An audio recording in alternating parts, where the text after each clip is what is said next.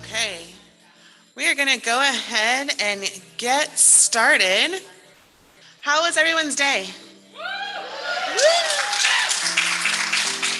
Oh, I'm so bad. Oh, I forgot to turn the music off, y'all. Give me 1 second. This is not a musical presentation. For your sake.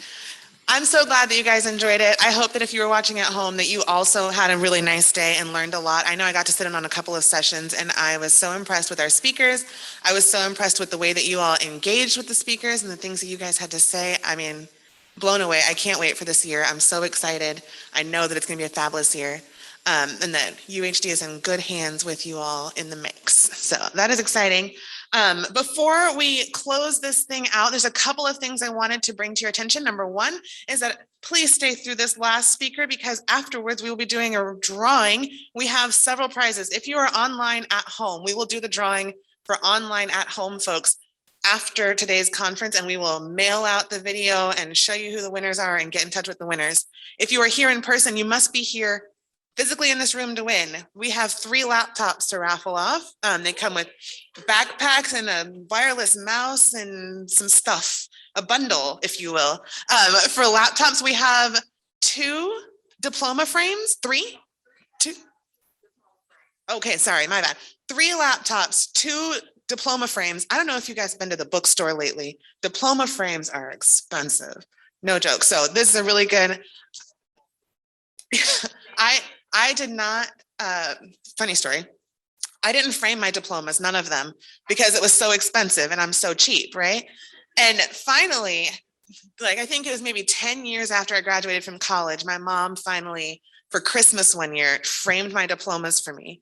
And she was like, you were never going to do this. And I said, you're absolutely right. I never was going to do this. They sat in the envelope that they came to me, mailed to me in under my bed at my parents' house for 10 years. So that's a really, really good prize. And then we have how many? We have 2 book vouchers to give out as well, to raffle out, and they're worth $50 each. So books at the bookstore. So we've got some good prizes. So please stick around. Does anybody want to share really quickly, like 1 or maybe 2 things that you learned today or that you really liked about today? I'm just really interested to hear. Yeah, go ahead. Well, give me 1 second. Hold on. Here. I didn't tell you it was all of this, but can we have a round of applause for our very brave volunteer?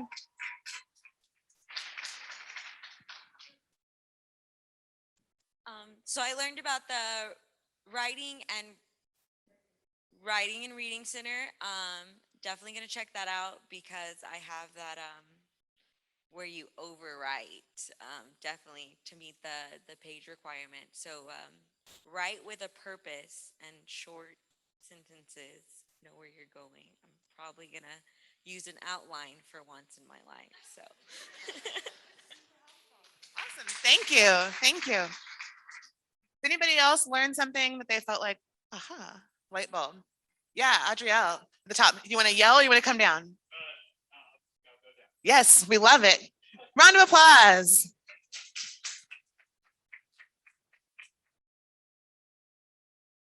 There you go. There we go. That's what I'm talking about. So today I actually learned what kind of leader I am. There was a leadership seminar for those that didn't get to attend. So there are 3 types of leaderships, and I learned which one I am, as well as learning how to pay for college. Like, I mean, right? Like it can get pretty expensive. So learning about payment plans, learning about scholarships, the FAFSA, TASFA, so things like that. Awesome. All right. For the sake of time, I'm going to let the rest of you off the hook for now, but I do hope, please, please, please, I know I have bugged so many of you today. Please complete your reflection. You've been to all the sessions. If you look at the very back of your program, if you're online, the very last page of the digital program, there's the one last QR code that is an overall conference feedback. Please do that before you leave. You don't have to do it right this very second, but do it before you leave. Do it tonight, whenever. We really, really want that feedback. So we're going to go ahead and move into our final speaker. I now have 2 microphones. I'm going to put this one down.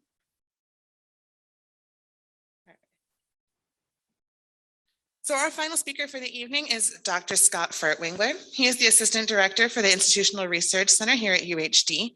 He holds a PhD in Educational Psychology and Individual Differences from the University of Houston and a bachelor's in English from the Southern Illinois University, Carbondale. Dr. Furtwengler's research interests are human learning, human learning, psychosocial development, theories of motivation, achievement goals, performance, engagement, intelligence and creativity, and the interaction of environmental, genetic, and psychological factors on student success. I got to know Dr. Furtwengler and his research a few years ago as a UHD colleague, and when it came time to find someone to help us wrap up the text conference this year and to reflect on what we've learned, it was an easy choice. So it is my sincere pleasure to welcome Dr. Scott Fertwingler to share a few words with us today. Well, good afternoon, everybody. I want to give a shout out to Christy, her incredible staff, and the volunteers for this fantastic event. This has just been an incredible event. I've been floating around. Some of you may have seen me, but didn't know me with my mask on, but it's been an incredible event. So thank you for the introduction. I'm an educational psychologist, a behavioral scientist, an analytics researcher. And I've always been interested in how we learn and how we learn best. And so, as she mentioned, those are my research interests, and they all have to do with learning, and especially theories of motivation. And many of you heard Dr. Master talk this morning about motivation. You also may have heard in one session someone talk about a sense of belonging. That's another psychological construct that we research. Another area is peer mentoring. Some of you were able to hear some more about that today. So what I'm going to talk to you about is grit. Some of you may be familiar with that. Some others of you may not. And I'm going to talk a little bit about what that is. And then I'm going to talk about ways you might enhance your grittiness, if you will. So let's get started. So what is grit? It's a psychological construct, and it was developed by Dr. Angela Duckworth. In short, it is perseverance and passion for long-term goals. And she's been studying this a while. She's published a couple books and quite a bit of academic manuscripts in peer-reviewed journals, and it's pretty widely accepted. Some of the research that she has covered, looking at different types of student groups, include the cadets at West Point. Gritty cadets are more likely to persist. Gritty students in the Chicago public schools are more likely to graduate. And gritty competitors are more likely to advance to the finals of the Scripps National Bee Contest. And I hope some of you got to see that this year. It was a great contest. But she found that those who score higher on levels of grit tend to persist more and continue through these types of tasks and endeavors. So what I have here, if some of you have smartphones, those of you at home can use the link. You can go directly to this scale right now, and I'll give you about a minute to fill it out if you want. Your results are not going to be seen or shared with anybody. You're the only one who's going to see the results. And just to get a sense where you are on that grit scale, I believe there's only 8 questions, and it's a Likert scale. So you can go through those pretty quickly, get a sense of where you are on that. And if you aren't able to access this right now, I think this is going to be available later. But you can always do a quick search on the internet for Angela Duckworth grit scale, and it's on her website. And you can take it more than once. As a matter of fact, if you apply some of what I'm talking about today, apply it throughout the rest of your life, I hope, you can go back and see how you're doing score-wise, if you're getting more gritty or not. So it's something to think about. Does anybody need another second or two, at least to get on to the scale? You can continue to fill it out, but if you need a moment, I'll wait here before I go to the next slide. We're all good? All right. So some of the research I want you to know about you as a population of students, transfer students, is that nearly 40% of college students are transfer students. So almost half of students in college are transfer students like you. So you have a lot in common with them. And what's interesting is that transfer students, that is you, approach the college search process more differently than traditional students. You choose a college more quickly and often have a more focused and specific reason for choosing a new school. And I would bet that most or all of you chose UH Downtown for a specific reason. It wasn't just throwing a dart at a map.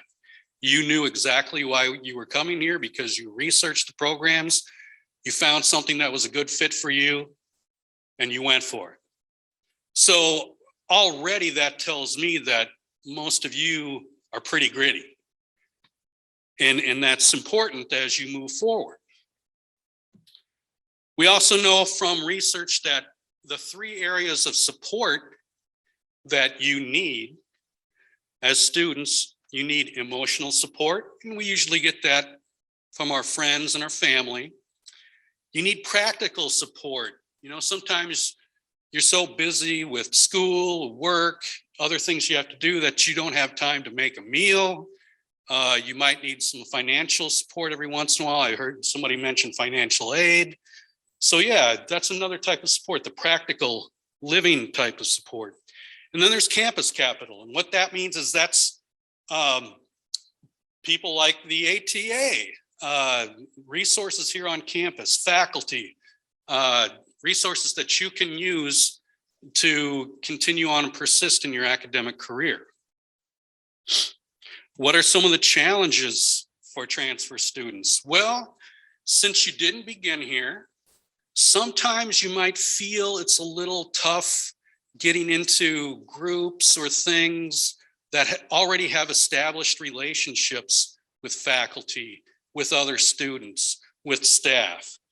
But that's not an obstacle that you can't overcome. By being here today, by participating in this conference, you've already shown that you're moving towards going over that obstacle. And that's great. I want to applaud you for that, because what you're going to find is that peer relationships are really important to moving forward in your academic career. Like I said, you might have heard somebody talk about a sense of belonging earlier. Well, that's what this is about. Do you feel like you belong here? And I really hope that you do. The other thing is institutional integration. And that's, do you feel like it was easy to integrate into your program, your courses, other types of activities? That's what we're hoping for, and that's what we want you to move toward. So some of the solutions to this are what you're doing right now. Like I said, this is a great step for you, getting involved. There are other things that you might want to look into to see what opportunities we have in regards to community-based learning, undergraduate research experiences, study abroad, and learning communities.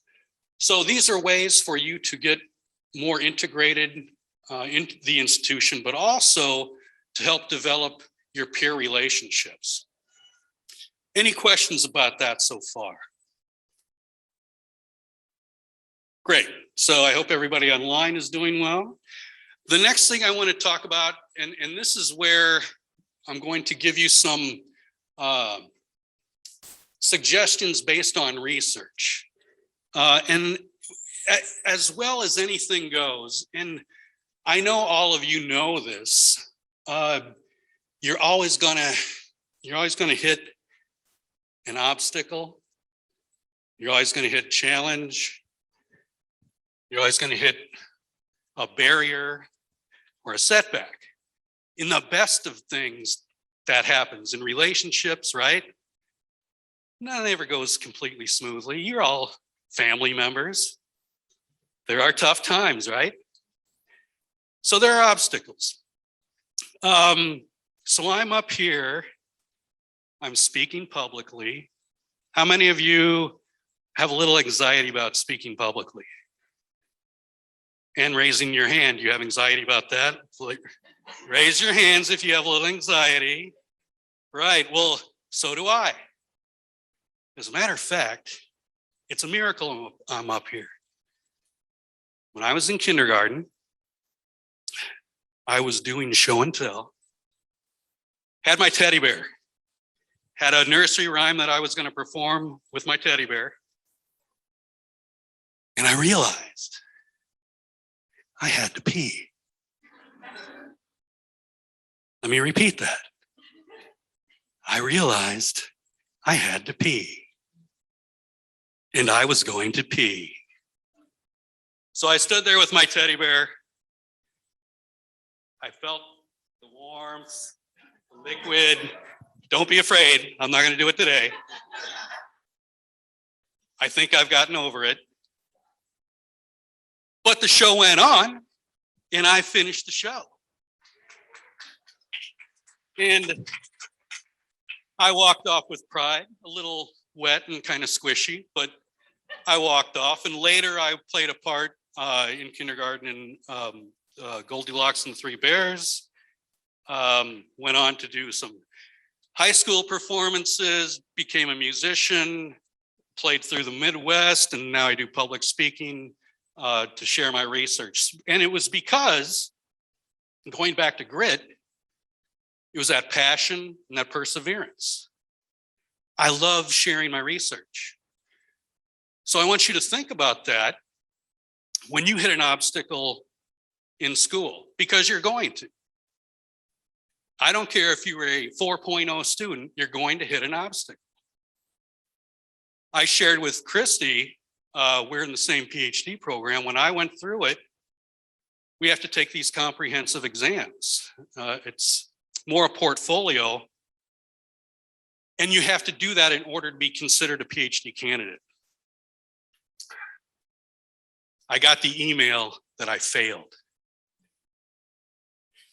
Oh, that sucked. That sucked. Do you know why I failed? Because I forgot to include a receipt from a conference I attended.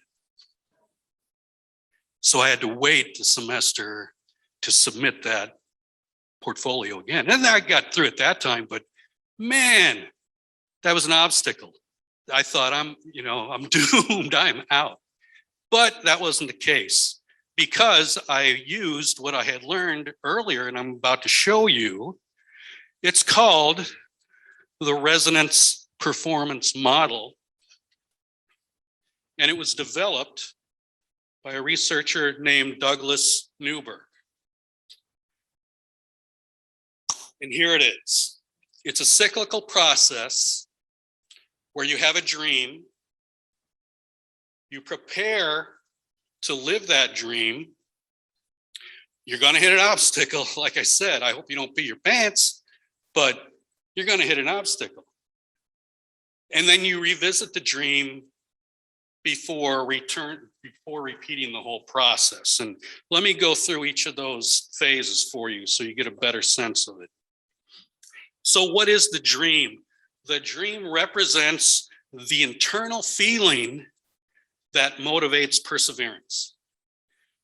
So some of you may be here because you want self-improvement. You want to learn more about a certain thing. Some of you are here because you want to get a certain job in a certain field where you can make a certain amount of money so you can support your family. Some of you are here for both. So there are a lot of different reasons, but you have that dream that you will complete your degree and that you will be a productive employee somewhere, or maybe even owning your own business, but that's your dream. So it also involves the exercise of freedom and acceptance of responsibility to learn. That's your responsibility to make your own decisions, to do the necessary work, to develop exceptional skills, and to enjoy yourself in the process. So try to enjoy the whole process of learning new things. That's the dream. Preparation refers to all the activities in which you engage to make the dream happen and to elicit feelings that you would like on a consistent basis. So what are those things? Well, this is one of those activities right here today, right? You're also going to be taking classes. Those are activities on the way to that degree. In those classes, you're going to have to complete assignments, take tests, things like that. So you already know, you've already been students for much of your lives. You know the drill. You know what goes into that preparation. And part of that preparation is to keep your dream in sight. Don't let go of why you're doing it. Keep hold of that. And also set useful goals. You know, try to make them measurable and achievable. And, you know, that may take a little bit of thinking, but usually degree programs and degree plans are set up to be measurable. You know exactly where you are in the process. It's kind of like the Domino's delivery thing where you know where the pizza is on the way to your house. Degree plans are kind of like that. You know where you are in the process. And then we have, boom, that obstacle that I was talking about. So these can be many things. It could be external, where there's rejection, loss. You know, you might lose a family member while you're in school. You might get injured. Your child or your partner might get injured. Even success can at times be an obstacle if you're not prepared for it, if you're not ready with how to handle it, right?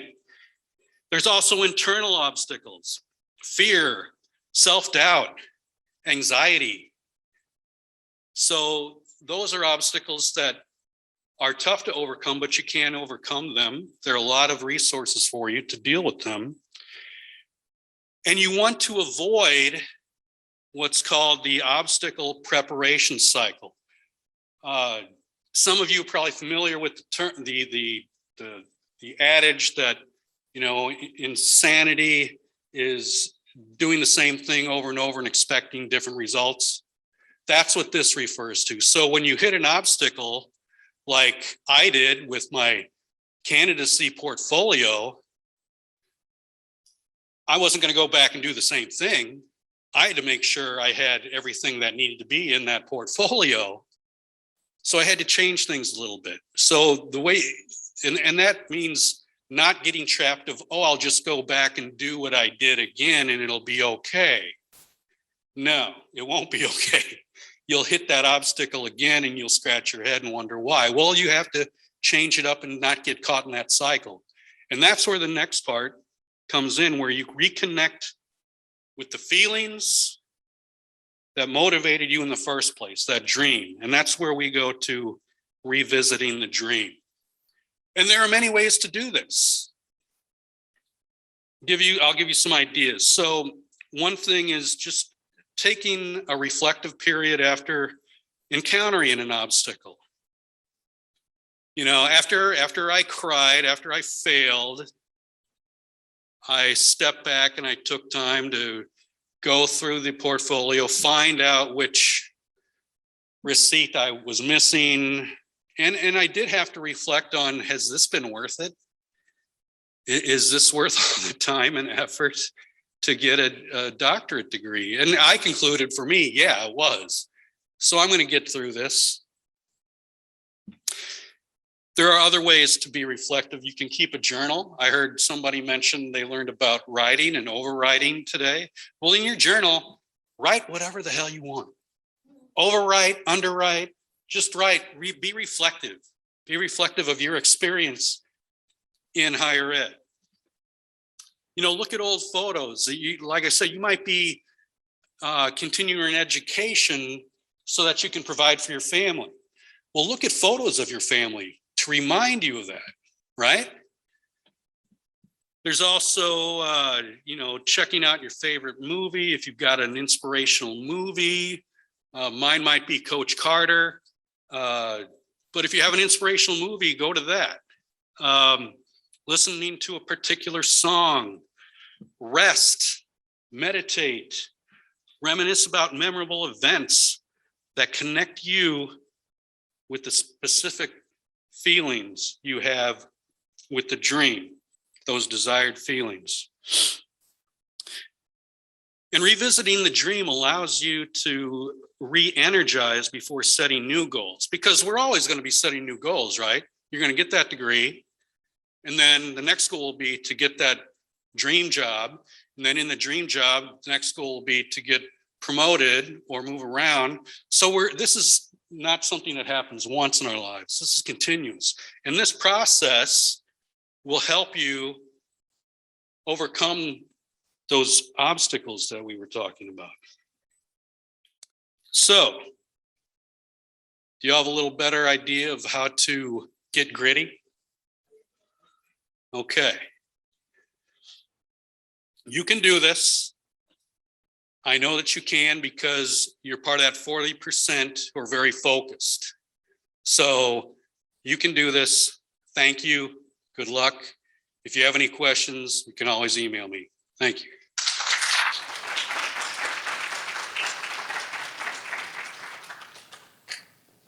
Thank you, Dr. Furtwengler. All right, one more round of applause. All right. So before we get to the drawings, I just want to take one more moment to say thank you to all of you for taking time out of your day. I know it's one of the last days of summer before school starts, and you've made a choice to be here, and I think that you should congratulate yourselves. So thank you to all of you. I would be a fool to stand up here and pretend like I put this conference on by myself. I have the best team here at UHD. I will stand by that statement. And so if you are a staff member, can you stand, please? I'm going to embarrass you for just a moment. Stand. Yeah. They're seriously the best. I'm not even the only person who says that, so I can like vouch for it. But throughout your time this year, if you have questions, if you have things that you come up, you don't know who to ask, sometimes it's hard to even know what you don't know, right? You don't know what question you're supposed to be asking. Come talk to us. That's our job. We really only exist to help you, to make sure that you're successful here. You've done the hardest part. Don't let things like not knowing where to go, not knowing who to ask something be the thing that derails you. Come ask us. We're so excited to have you here. Thank you again so much. Stick around if you have questions. Please come see us in South 417 on Monday. We will see you. Have a great year.